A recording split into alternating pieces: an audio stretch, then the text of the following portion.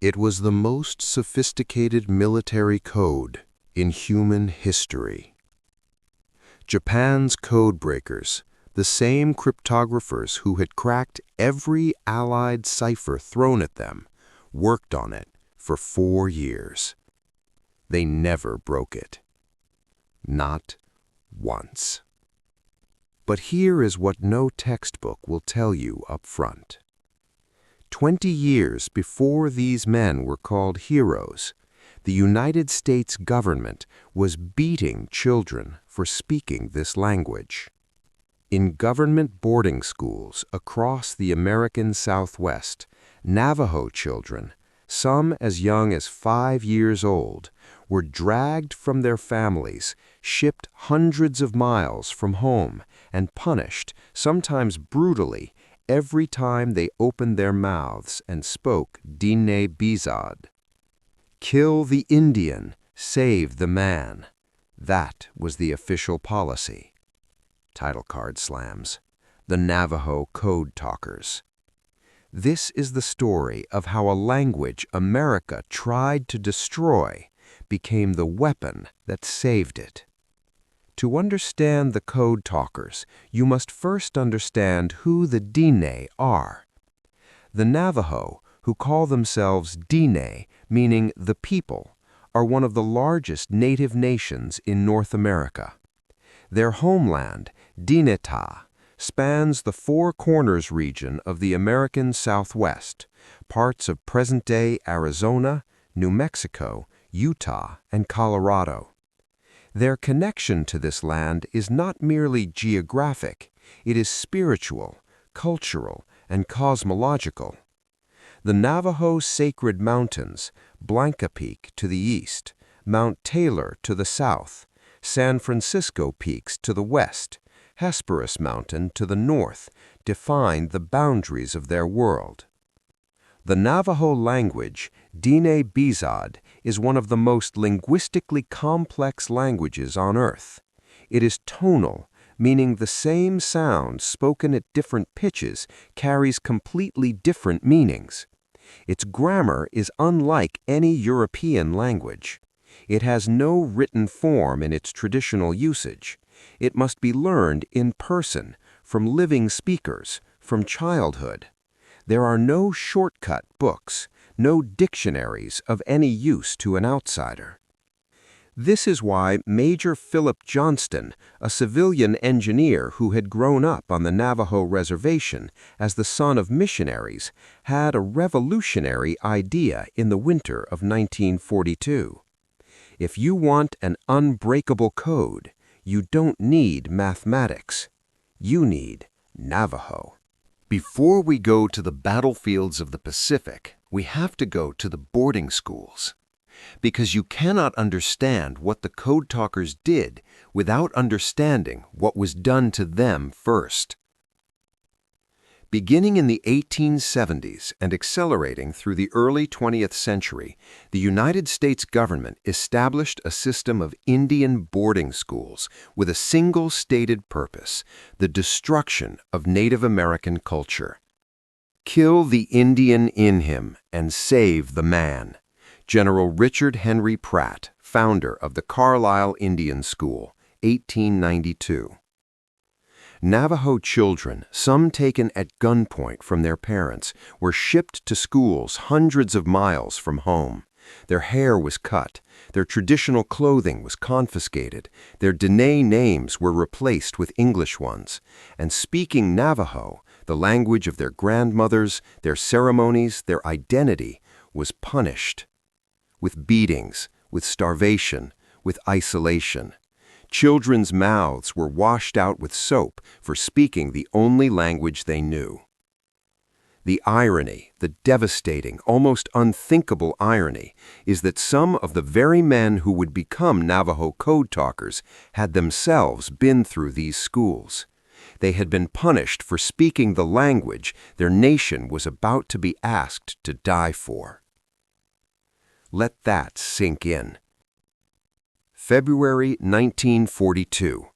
The United States had been in World War II for exactly 2 months. Japan had struck Pearl Harbor, the Pacific was on fire, and U.S. military communications were in crisis. Japanese cryptographers were intercepting and decoding American military messages almost in real time. Every code the U.S. military developed was being broken. Communications officers were sending messages, and the enemy was already waiting for the soldiers when they arrived. Philip Johnston was a World War I veteran and civil engineer living in Los Angeles. He was not Navajo, but he had grown up on the Navajo reservation, the son of Protestant missionaries. He was one of perhaps fewer than 30 non-Navajos in the world who spoke the language fluently. In early 1942, Johnston read a newspaper article about an Army division experimenting with Native American languages in communications. He had an idea, bigger than anything the Army was doing.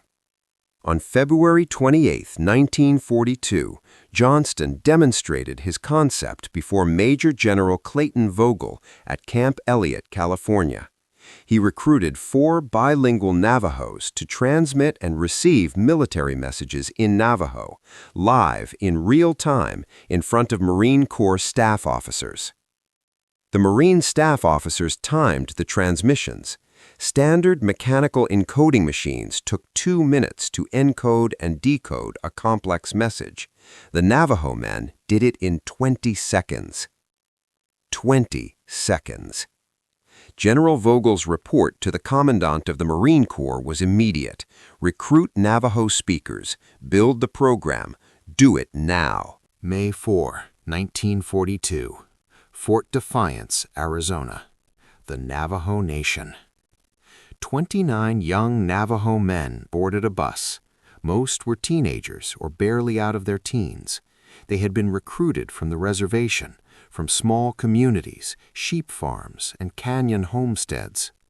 Some had never been far from their homeland. Some had been to those boarding schools. Most had served no military service before. All of them volunteered. They were sworn in at Fort Wingate, New Mexico, and transported to Marine Corps Recruit Depot in San Diego for boot camp, and then to Camp Pendleton, Oceanside, California.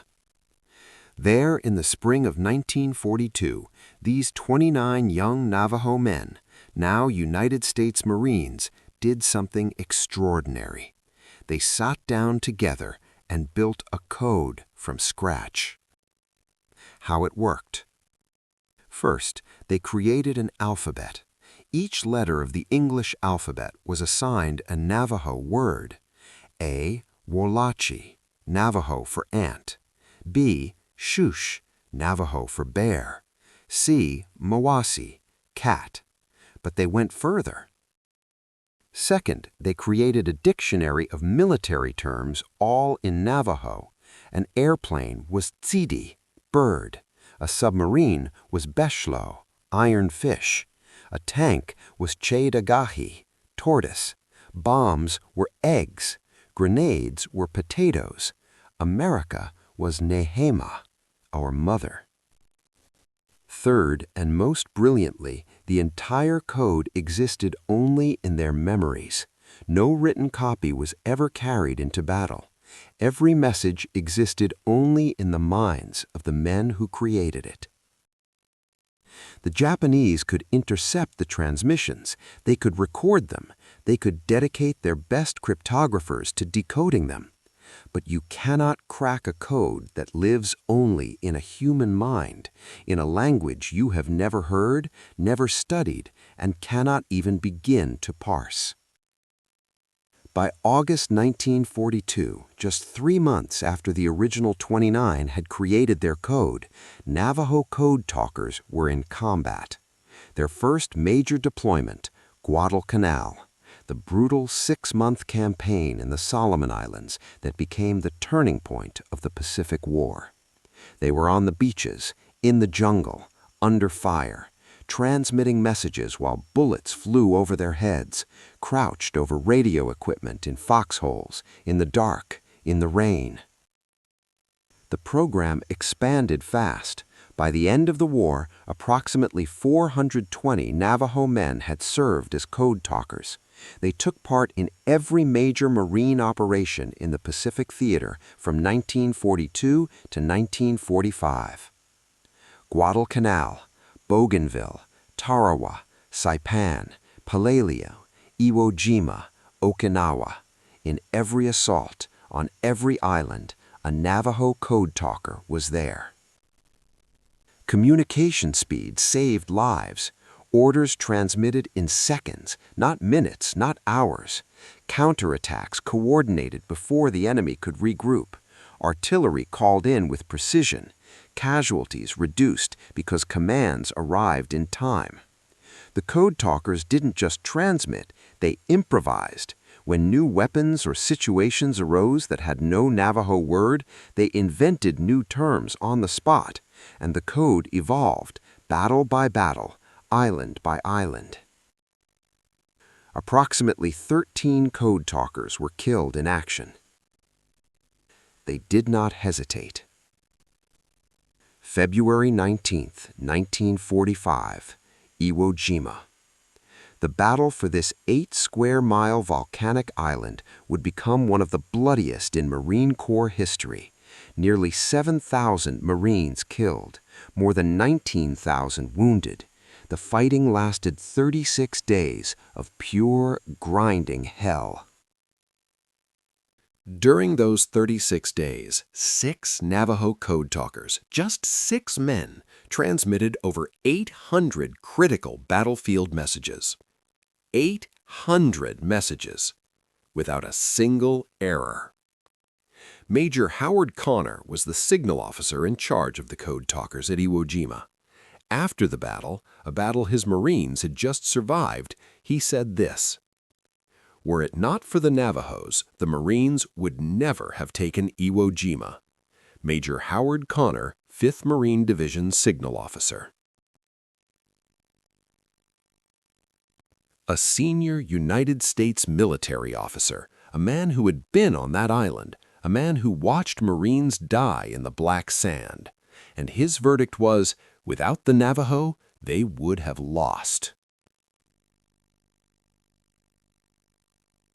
The famous photograph, Joe Rosenthal's image of the flag being raised on Mount Suribachi, became one of the most iconic images in American history. What most history books don't tell you, Navajo code talkers were transmitting the orders that made that flag raising possible. August 1945. The war ended. The world celebrated.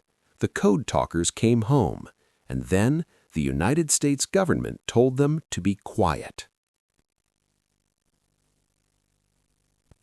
The Navajo Code Talker program was classified top secret. The men were ordered not to tell anyone what they had done. Not their wives, not their parents, not their children, not their communities. They came home to a reservation still marked by poverty, a nation still subject to discrimination. They couldn't vote in Arizona until 1948. They couldn't legally buy alcohol in states where the soldiers who fought beside them could walk into any bar. They could not tell anyone why they had been gone, what they had done, or why it mattered. Some came home damaged, carrying what we now call PTSD, with no resources, no recognition, no support. They sat in silence for 23 years. It wasn't until 1968, 23 years after the war ended, that the Navajo Code Talker program was finally declassified. And even then, even when the world could finally know, the recognition came slowly, shamefully slowly. July 26, 2001, the Capitol Rotunda, Washington, D.C. President George W. Bush presented the Congressional Gold Medal, the highest civilian honor the United States Congress can bestow, to the original 29 Navajo Code Talkers. Of the original 29, only 5 were still alive. President Bush said, "In presenting gold medals to each of them, the Congress recognizes their individual service, bravely offered and flawlessly performed." 56 years after the war ended. 56 years. The Congressional Gold Medal was followed by Congressional Silver Medals for the remaining approximately 391 Code Talkers. In 2008, the Code Talker Recognition Act extended formal recognition to all Native American Code Talkers across all branches of service and all wars. As of 2024-2025, Peter McDonald Sr., now in his late 90s, is one of the last surviving Navajo Code Talkers. He continues to speak publicly about the program, about sovereignty, about the language. He says he wants young Navajo people to learn what their grandparents built and why it must never be forgotten. Let us be absolutely clear about what happened.